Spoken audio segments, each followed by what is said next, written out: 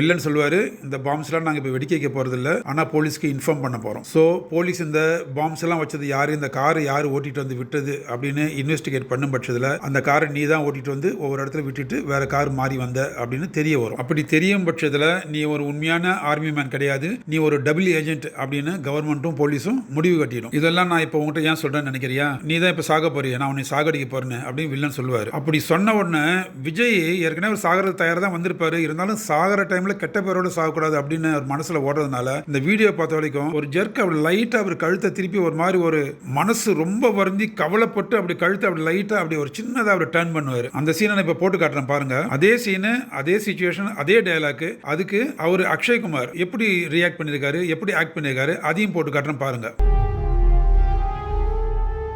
சாகக்கூடாது, நான் சாகக்கூடாது. ஸோ இந்த ஒரு சீன் போதும் நம்ம தமிழ் ஆக்டருங்க எந்த அளவுக்கு பெர்ஃபார்மன்ஸ் பண்ணுறாங்க அப்படின்னு காட்டுறதுக்கு இந்த ஒரு சீன் போதும்.